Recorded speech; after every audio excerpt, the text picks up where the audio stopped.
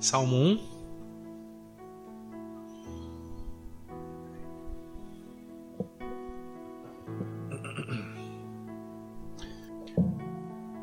Como é feliz aquele que não segue o conselho dos ímpios, não imita a conduta dos pecadores, nem se assenta na roda dos zombadores. Ao contrário, a sua satisfação está na lei do Senhor, e nessa lei medita dia e noite. É como árvore plantada à beira de águas correntes. Dá fruto no tempo certo e suas folhas não murcham. Tudo o que ele faz prospera. Não é o caso dos ímpios. São como palha que o vento leva. Por isso, os ímpios não resistirão no julgamento, nem os pecadores na comunidade dos justos. Pois o Senhor aprova o caminho dos justos, mas o caminho dos ímpios leva à destruição. Porque se amotinam as nações e os povos tramam em vão? Não, já passamos, é só um. Isso, só um. Aí já o 2. Bom, nos abençoe, Senhor, com a tua meditação, com a tua palavra. Abra o nosso entendimento, abra a nossa capacitação de compreensão daquilo que teu Espírito Santo tem para falar conosco, daquilo que tem somente discernimento espiritual. Em nome do Senhor Jesus. Amém? Graças a Deus. E a gente ouve muito esse texto, né? Quantos já ouviram bastante esse salmo? Bem-aventurado o homem que não anda no conselho dos ímpios, não se detém no caminho dos pecadores, nem se assenta na roda dos escarnecedores. Antes o seu prazer está na lei do Senhor, e na sua lei medita dia e noite. Ele é como árvore plantada à corrente de águas, que no devido tempo dá seu fruto, cuja folhagem não murcha, e tudo que ele faz será bem sucedido. Isso parece um poema. Uau! Né? Tudo que ele faz será bem sucedido, tal, aquela coisa toda. Mas alguns pontos importantes aparecem para a gente e vão definindo o caráter da igreja, vão definindo esse caráter nosso como igreja, como pessoa de Cristo, como cidadão do reino de Cristo, cidadão do reino dos céus. Nós mudamos a nossa cidadania. Nós mudamos, é como aquele camarada que nasceu em um país e foi para outro país, se adaptou tão bem naquele outro país que ele muda a sua cidadania. Então ele deixa de ser um cidadão brasileiro para ser um cidadão português. A gente vê muito isso no mundo do futebol, né? O camarada que não tem oportunidade aqui, ele vai para outro local e muda para poder ter a oportunidade local. Eu acho que Cristo fez isso com a gente. Nós nascemos nesse mundo, nós começamos a nos envolver com a cultura desse mundo, nós começamos a nos envolver com o entendimento desse mundo, nós começamos a ser cheios pelos valores deste mundo, e de repente aparece alguém em nossas vidas, chega alguém em nossas vidas que nos mostra uma cultura diferente, nos mostra uma forma de viver diferente que nós não sonhávamos, nós não imaginávamos. A proposta ela é tão impactante no nosso coração que nós mudamos de cidadania. Nós deixamos de fazer parte desse mundo e passamos a fazer parte do reino dos céus. Bom, à medida que você muda de cidadania, a questão toda é o seguinte, que as leis que regem o seu país agora não são mais as leis do país de origem, mas as leis do país que você agora é cidadão, né? Agora você responde por lá. Agora, todas as suas responsabilidades que estavam antes no país de origem, na sede, ela passa agora para o seu país secundário, o seu segundo país, o seu segundo local, né? E é exatamente isso que acontece conosco. Então, nós somos influenciados, cheios, impactados, tocados pela cultura desse mundo. Legal? O Senhor vem sobre as nossas vidas, arrebata o nosso coração a ponto de dizer para mim e para você, vós não sois mais deste mundo. Que então ele mudou o quê? Vocês mudaram de cidadania, vocês mudaram de local. Então o que ele está dizendo para mim e para você agora é o seguinte, o que vale sobre a vida de vocês não é mais a compreensão do que vocês receberam até hoje.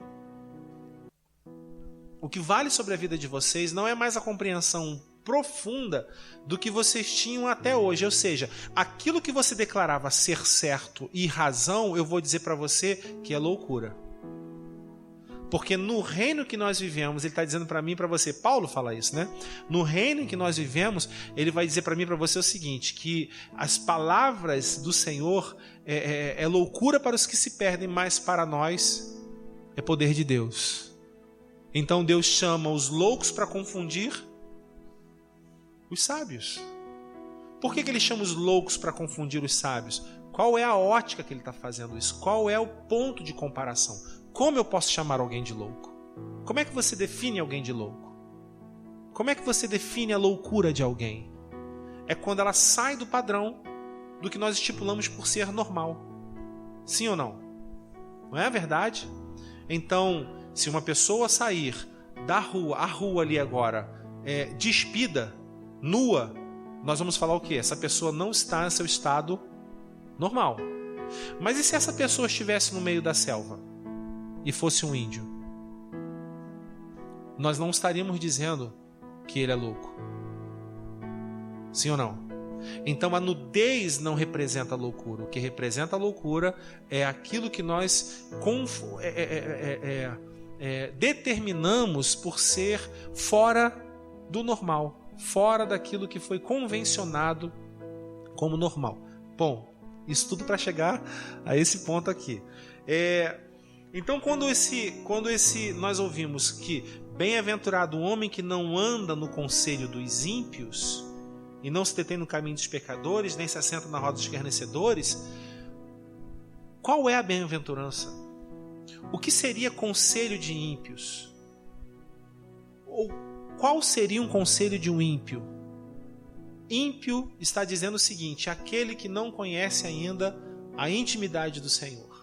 É aquele cujos olhos não se abriram para a cidadania diferente. É aquele que ainda vive dentro de uma compreensão, de uma cidadania de origem. Ele está impregnado de valores do mundo, a sua razão ainda é pelo mundo, as suas respostas ainda vêm por uma compreensão humana, entendeu? Racional e superficial.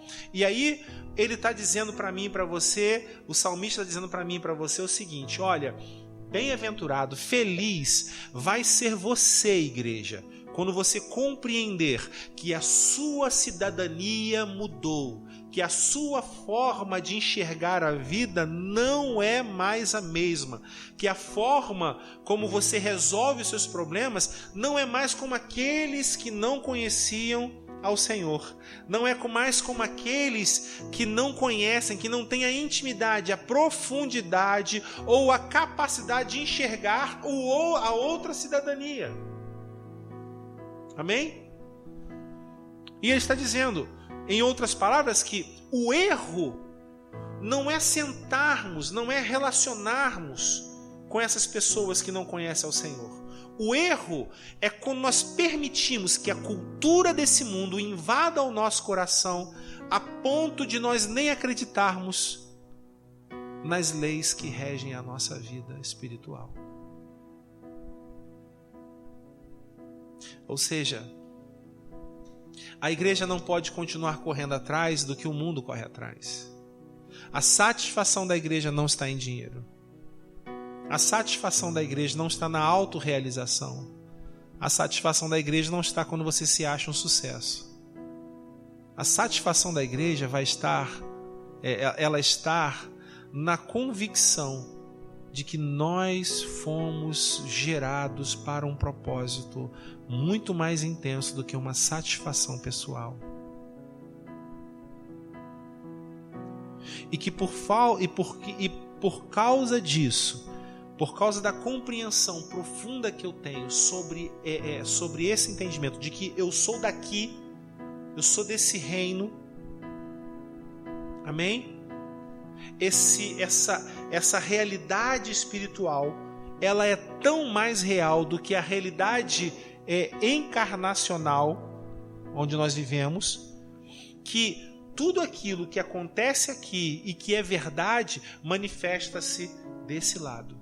Tudo aquilo que acontece nesse reino espiritual, ele manifesta-se na nossa vida física. Exemplo disso, a Bíblia já diz para mim e para você: eis que eu vos tenho abençoado com toda sorte de bênçãos. Olha aqui, eis espirituais. Ou seja, é a nova cidadania. Amém? Eis que vos tenho abençoado com toda sorte de bênçãos espirituais nas regiões celestiais. O que ele quer dizer com isso? Que tudo que você precisa, minha irmã, já existe nessa cidadania espiritual. Já existe nesse reino espiritual. Mas, pastor, sim, e daí? E daí é que quando nós acreditamos nisso, tão quanto nós acreditamos no que vemos, isso aqui se materializa. Isso aqui acontece. Amém? Isso aqui acontece. Esse lado espiritual, ele acontece. Ele acontece. Por isso que em Mateus 6, ele diz: por que vocês estão ansiosos com o que vocês vão comer, com o que vocês vão beber, com o que vocês vão vestir? Porque vocês estão ansiosos, e ele fala no tocante àquilo que rouba a paz, aquilo que rouba o centro, aquilo que rouba o equilíbrio. Então nós estamos ansiosos, nós somos um povo extremamente ansioso. Uma das profissões que mais vai avançar nos últimos anos, já tem avançado nos últimos anos, é a profissão do psicólogo. Porque a ansiedade, a depressão é o mal do século. Porque a pressão que o mundo faz sobre a vida do ser humano, ela é absurda. E o ser humano, ele não conseguiu se desvencilhar do seu país de origem para mergulhar no seu reino espiritual. Você está entendendo isso? Ele não conseguiu se desvencilhar dos valores do mundo, da influência do mundo, da percepção do mundo. As nossas respostas continuam pautadas em cima do mundo. Por exemplo, estamos chegando em época de eleições. E aí o crente que está desempregado, ela está procurando desesperadamente um prefeito, um vereador, para poder arrumar um emprego. A esperança desse homem está em Deus ou está nos valores desse mundo? A esperança dessa pessoa está nessa compreensão profunda de reino que ele depende dele, de Deus, ou está em alguém? Ah, mas eu vou pedir para Deus, e nós começamos a tentando enfeitar o mundo carnal com floretes espirituais. Ou seja, mas eu vou orar para que Deus use aquele prefeito, para que Deus faça, e aí você ora, você pode orar, você pode fazer tudo, mas você está lá, sempre lá, batendo na porta, dependendo, tal. Você está entendendo o que eu estou querendo dizer com isso? Ou seja, à medida que nós entendemos isso, nós vamos ouvir o Senhor dizer para mim e para você: olha, busque o reino de Deus, busque a minha justiça. É como se estivesse dizendo para mim e para você: Fábio, você tem noção o que é buscar a minha justiça? Você tem noção o que é você entrar no seu quarto, fechar a sua porta e orar em secreto até eu responder você? Irmãos, eu fico imaginando que nós só conseguiremos ter uma experiência profunda com Deus o dia que nós orarmos e a nossa oração conseguir romper a barreira do som. Poucas pessoas conseguiram romper a barreira do som. Romper a barreira do som quer dizer que o deslocamento daquele móvel está mais rápido do que o deslocamento do som. Ele se desloca mais rápido do que o som pode se deslocar. E a experiência deve ser... Enquanto nós não rompermos a barreira do som, nós estaremos presos nesse mundo carnal. Nós estaremos presos nesse mundo. Porque é exatamente uma barreira de som que é feita sobre a igreja para que ela não exploda, para que ela não expanda, para que ela não avance no terreno que ela tem que avançar. Então você entra aqui, Fabrício, você entra aqui, você fala com Deus, você ouve essa mensagem e você sai daqui muito convicto de que você entrou num supersônico, num caça supersônico, que agora você vai romper a barreira do som. Ou seja, não tem voz do diabo, não tem voz da mãe, do pai, não tem voz de televisão falando sobre crise econômica, não tem voz de alguém dizendo que teu casamento acabou, não tem voz, sabe, que você está concentrado em Deus, mas de repente quando você entra, nós permitimos que muitas coisas roubem do nosso coração. permitimos que o cansaço roube, que a preguiça roube, que a vontade própria roube. Nós entramos no nosso quarto para orar e terminamos logo, não temos o que falar, não, sabe, a televisão ela é muito bacana, mas é um mal, porque eu não consigo se desligar de televisão. Nós não medimos o que nós enxergamos, nós não medimos o que assistimos, e tudo isso vai compondo uma realidade dentro de um mundo físico com você sendo espiritual, e queremos que Deus faça um milagre. Então o salmista fala nesse texto exatamente isso. Bem-aventurado, feliz, e feliz aos olhos do Senhor não é o feliz que nós estamos acostumados a dizer. A felicidade da gente, muitas vezes, ela começa num dia e termina no outro. Não é isso? Você pode receber uma notícia muito grande, pá, saiu a sua causa na justiça. Ai, Senhor, que maravilha! E de repente, no dia seguinte, vem uma outra notícia que, olha, saiu errado, não foi agora, e você...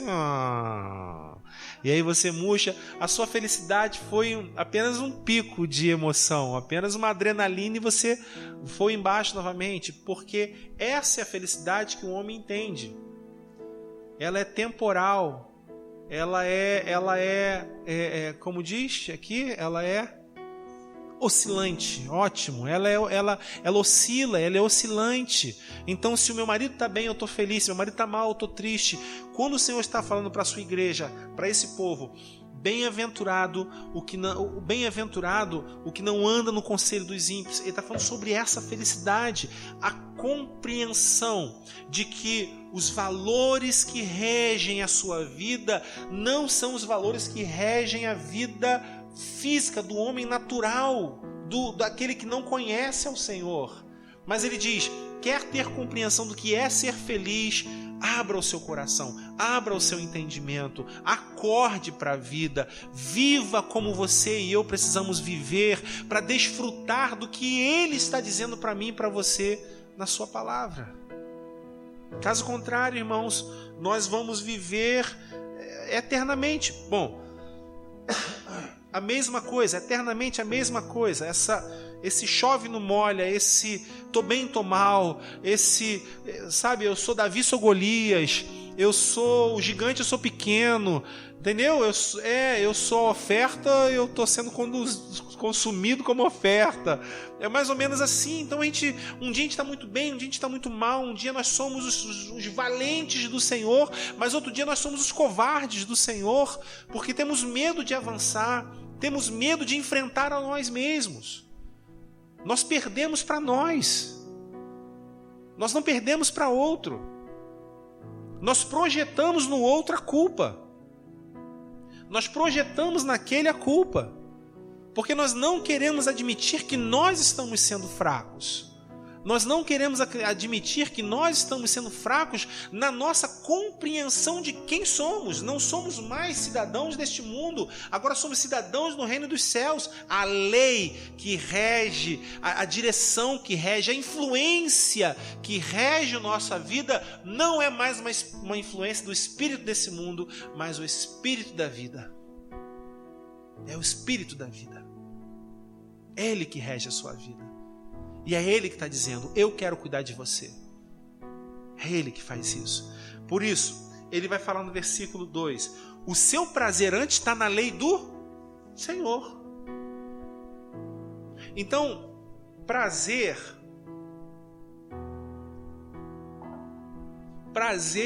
é tudo aquilo que gera em mim uma satisfação que mexe por dentro de mim em todas as coisas.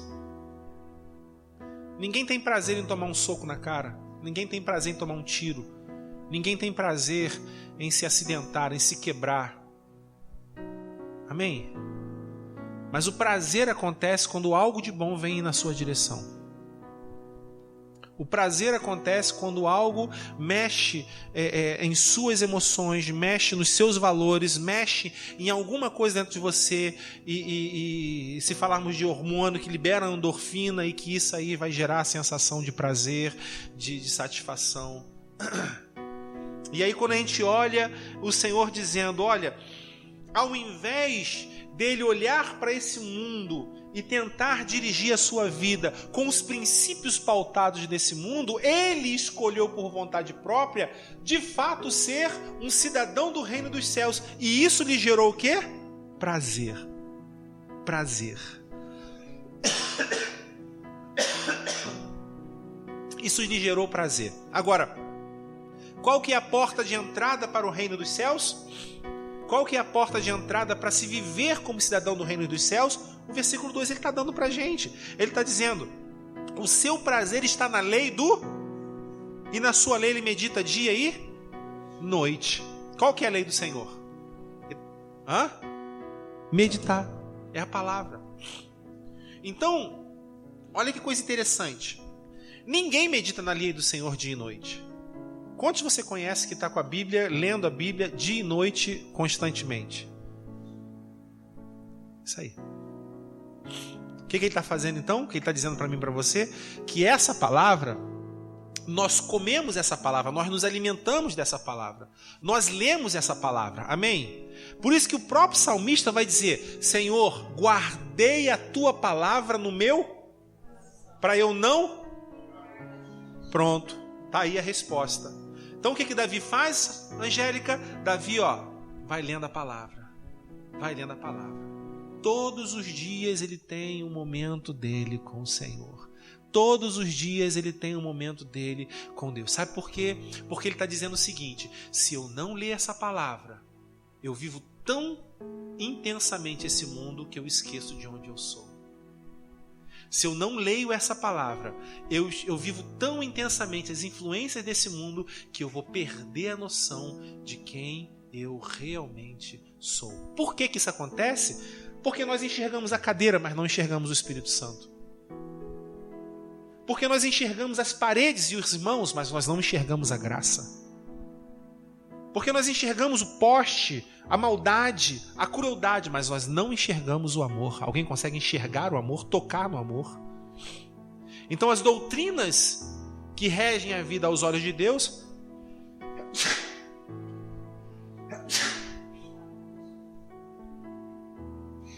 Ainda bem que parou, porque quando começa assim, engrena mais 8 assim, gente. Então, as doutrinas que regem esse mundo são físicas. Mas as doutrinas que regem o Espírito são espirituais. Por isso que Deus olha para mim e para você, André, e diz, olha, Deus é Espírito. E importa que os seus adoradores o adorem em espírito e em verdade. Então ele diz, se Deus é espírito, importa, Israel, que você saiba o que é adorar em espírito. E aí nós começamos a perceber que através disso é que a nossa oração ela faz sentido. A nossa oração não faz sentido quando nós somos simplesmente taxados como cristãos e não vivemos a lei dos cristãos, não vivemos a lei do Espírito de Deus. Então nós, como eu falei, nós estamos colocando floreios espirituais no mundo carnal. Nós oramos e as nossas ações são carnais. Nós vamos à igreja, mas as nossas ações continuam sendo carnais. Deus não vai ouvir isso. A coisa não vai acontecer. Porque, como eu já falei outras vezes, a relação de Deus comigo e com você não está pautada na produção e na recompensa. Então não importa quantas horas de oração você der a Ele, se você não entendeu de onde você é. Não importa se você leu 10 capítulos da Bíblia e você sabe a história toda, mas você não leu esses 10 capítulos da Bíblia dirigido pelo Espírito de Deus. Nós não começamos assim, Senhor, me dá uma direção, fala comigo, o que eu posso tirar daqui para a minha vida? Às vezes um camarada que leu 10 capítulos, um outro vai ler metade de um capítulo e aqueles 3 versículos bateu no coração e ele ficou... Que é isso? Pronto, é ali que Deus vai começar. Quem foi alimentado? Qual foi a maior oferta? Foi daqueles que estavam colocando grandes somas no gasofilácio ou foi da viúva que estava entregando tudo para Deus? Você está entendendo? Então, quantidade para Deus não quer dizer muita coisa, a não ser que essa quantidade venha envolvido com a compreensão de onde eu sou, quem eu sou, e o meu mundo é o reino dos céus. O meu discernimento da minha vida física, ela passa pelo mundo espiritual. Ela passa pelo mundo espiritual. Eu sei, irmão, que talvez essa noite você queria uma palavra mais objetiva. Talvez você queria, como aparecem os pregadores, né?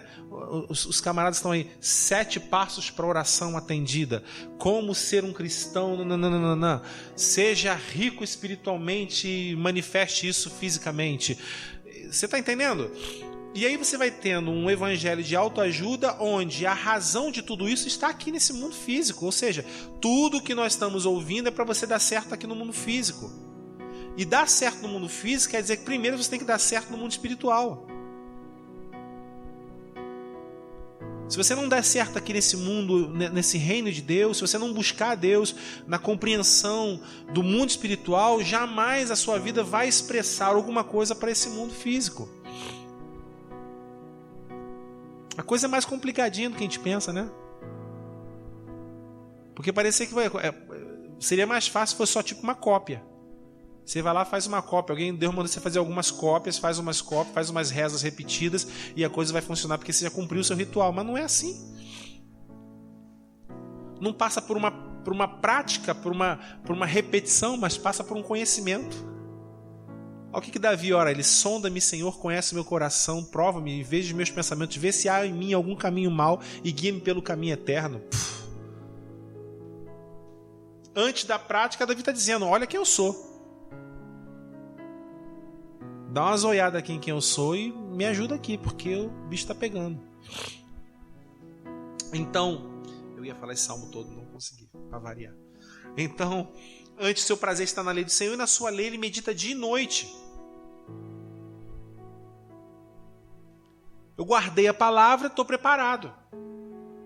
Então você se deparou com algumas coisas na sua casa, que agora a influência desse mundo físico vem sobre a sua vida para te jogar no chão. É exatamente isso, né? Para te jogar no chão. E aí o que acontece? Vem ali, não é isso? Vem a minha vontade agora tá vindo o urso aqui para dentro de mim, tô quase virando lobisomem de tanta raiva. Aí de repente o que acontece? Pelo fato de você ter meditado na lei dia e noite, as leis desse mundo espiritual começam a influenciar a sua vida. Se nós não tivermos cheios do Espírito de Deus, as nossas ações não têm como ser diferente no mundo dos homens. O que faz com que a minha ação seja diferente no mundo dos homens é se eu sou cheio do Espírito de Deus, nesse reino de Deus. Então, por isso que ele diz, ele entender essa felicidade é estar cheio dessa palavra, para que dia ou noite eu possa consultar ela na letra. Muitas vezes sim, mas muitas vezes também no coração. Eu guardei a tua palavra no meu coração. E quando eu vou ser o homem carnal, o homem espiritual fala mais alto. Não é assim, Andréia. Calma. Não é assim, Severina. Tenha paciência. E aí ele vai dar para a gente uma figura de linguagem agora, exemplificando o que significa essa alegria e esse meditar, que no versículo 3 ele fala: ele é como árvore plantada junto à corrente de águas, que no devido tempo dá seu fruto e cuja folhagem não murcha, e tudo quanto ele faz será bem sucedido. Tem uma situação muito interessante aqui. Qual que é a situação muito interessante? A situação muito interessante é que nenhuma árvore dá o fruto que ela quer dar. Você pode ver que uma mangueira vai dar manga todos os anos. Ela não vai dizer um dia assim: cansei de dar manga, esse ano eu vou dar abacate. Já viu isso? Porque ela é uma mangueira. Se você é a árvore do Senhor, você não vai produzir outros frutos senão o que Deus preparou para você. Você não vai ser outra pessoa senão aquilo que Deus quer que você seja. Se você está plantado e as suas raízes estão tocando as águas, e água significa alimento, e água representa o Espírito de Deus sobre as nossas vidas, como o Salmo 46 fala, é esse alimento que vai fazer que você produza frutos sem que você faça esforço para produzir frutos. Uma árvore não malha para que possa produzir melhores mangas o ano que vem. Ela é apenas um instrumento. Ela vai manifestar o que ela foi preparada para fazer.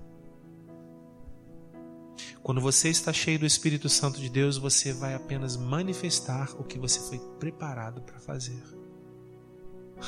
Isso é fantástico, sim ou não? E o que você foi preparado para fazer? Para ser a manifestação física do amor de Deus entre os homens.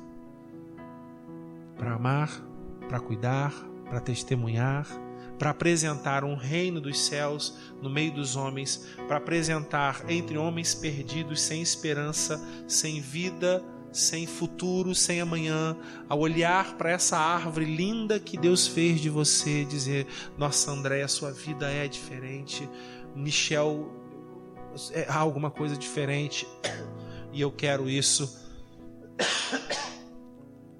Árvores plantadas junto a correntes, que no devido tempo dá o seu, no devido tempo certo dá o seu fruto. Frutos, e geralmente frutos que os outros consomem. Onde está a alegria? A alegria está na convicção de que nós produzimos. Uma árvore não come do seu próprio fruto. Alguém já viu uma árvore comer manga? Amém? Uma árvore não come do seu próprio fruto. Então é nesse mais um ponto que eu digo que o evangelho que vem sobre as nossas vidas não vem para nos fazer sucesso ou para nos fazer grande, mas vem para nos fazer úteis. Para nos fazer úteis.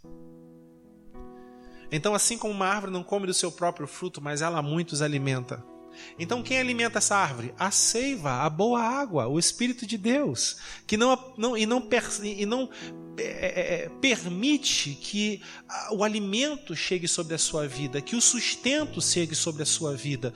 E quando você produz, e outros vão se beneficiar disso, e outros vão ser abençoados por isso, e outros vão ser abençoados pela sua oração, outros vão ser abençoados pela ação da sua vida, pela convicção que você tem desse mundo espiritual. Ah, mas pastor, e a minha vida? A sua vida está sendo alimentada pela água viva. As folhas não caem. As estações do ano não são pesarosas sobre a sua vida a ponto de desequilibrar ou matar você. Amém? Olha, versículo 3, é como árvore plantada junto à corrente de águas, que no devido tempo dá o seu fruto. Olha só, agora a promessa do Senhor, cuja folhagem não murcha e tudo quanto ele faz será bem sucedido. As folhagens, aí sim fala da árvore agora. Está falando do corpo, está falando do físico, está falando da permanência desse ser humano dentro de um mundo físico. Fala agora dizendo, olha, essa folhagem não murcha. Ou seja, ele está dizendo, o homem que conhece ao Senhor, ele jamais ficará murcho, desmotivado, desacreditado. Mas ele fala lá no início que ele será sempre bem-aventurado, feliz. Então Deus está dizendo, Andréia, eu garanto, pelo que você estiver passando, eu garanto, pelo que você estiver passando, Alain, eu que garanto. É uma compreensão mais profunda que nós temos desse reino, desse evangelho, de enxergar que os nossos problemas não é aquilo que nós achamos que é o problema, mas o nosso maior problema é não enxergar de onde nós somos. Qual é o reino que nos comanda? Quais são as leis que regem a nossa vida? Quando eu oro com os olhos na terra ou eu oro com os olhos no céu? A minha expectativa na minha oração é que Deus faça alguma coisa aqui fisicamente, ou a minha expectativa na oração é que Deus inspire o meu coração a orar da forma certa, independente do que Ele vai fazer aqui? Nós somos muito pragmáticos. Nós acreditamos no pragmatismo. Nós acreditamos que queremos alcançar um objetivo não importando os meios. Isso é o pragmatismo. Eu quero alcançar um objetivo, mas para você alcançar um objetivo, Deus está dizendo, a forma certa é essa. O ser humano, por ser pragmático, ele não quer saber, ele quer chegar aqui. E aí ele foge à direção de Deus. Então nossa oração está no marido, a nossa oração está no filho, a nossa oração está no dinheiro, a nossa oração está na vida, sei lá, sentimental, emocional, né? Tá nas coisas que estão ao nosso derredor. E continuamos a ler a palavra de Deus dizendo, busque o reino, busque o reino, busque o reino, busque o reino. É o reino. Olhe para o reino. Amém? E eu termino aqui. E eu fecho o versículo 6, que diz assim: pois o Senhor aprova o caminho dos justos, mas o caminho do ímpio leva à destruição. Deus não está fazendo uma ameaça. Ele só está dizendo o seguinte: que o sujo vai sujar-se mais ainda, e o limpo vai tornar-se mais limpo ainda. Nunca vai haver uma mistura entre o que é santo e o que é profano. Nunca vai haver uma mistura entre o que é certo e o que é errado. Então, Deus aprova o caminho dos justos. Esses justos são melhores do que alguém? Não. Por que Ele aprova? Porque Ele está andando na concepção do reino dos céus.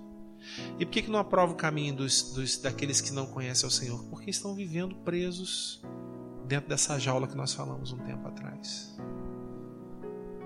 Então, irmãos, junto com você,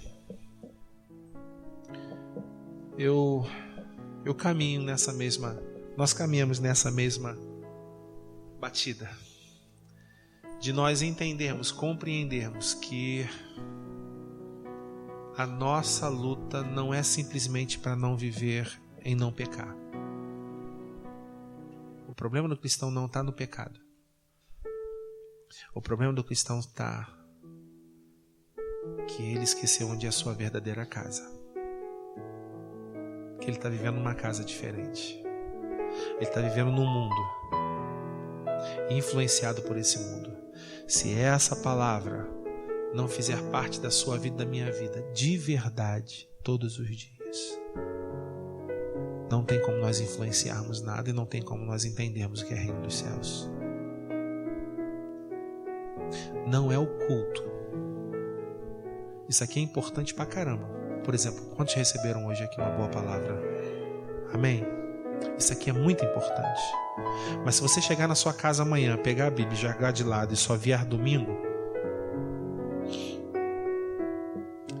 você vai botar floreios no mundo espiritual, no mundo físico. Você vai dizer, mas eu não peco, eu não roubo, eu não fumo, não bebo, não cheiro, não mato, eu não falo palavrão, não falo mentira. E eu vou perguntar, e daí? Você pode não fazer nada disso, mas não entende de nada disso. De nada do reino espiritual. Você não entende o que Deus quer de você. Você não entende nem o que é ser uma árvore plantada à corrente. Suas folhas estão murchando. Você não está produzindo frutos. Você não está sendo alimentado. Deu para entender? todos os dias. Desliga um pouquinho tua televisão. Equilibra isso. Tira 1 horinha, 2 horas. Gente, o que é 1, 2 horas? Tira 1 hora, 2 horas. Abre a Bíblia e diz: Espírito Santo de Deus, me ajuda. Amém? Obrigado, Deus. Obrigado por essa mensagem que vem do Teu trono. Numa análise breve, ó Deus amado, sobre o físico e espiritual. Quem somos? Ajuda-nos, Deus. Ajuda-nos a enxergarmos qual é a nossa verdadeira casa. Ajuda-nos a enxergarmos, Deus, que a cidadania já mudou. Ajuda-nos, Senhor, a combater o bom combate. A combater o bom combate da fé. A vencer as nossas dificuldades e as nossas lutas, não mais com os braços, não mais com os músculos, mas vencer as nossas dificuldades e lutas pelo joelho, usando palavras de guerra do Senhor. Ajuda-nos. Ajuda-nos a vencer os nossos problemas. Há irmãos que talvez estejam presos em algumas coisas, alguns atos, algumas práticas. Deus, livra esse homem, essa mulher. Livra, Deus, livra, Deus, livra, livra, livra.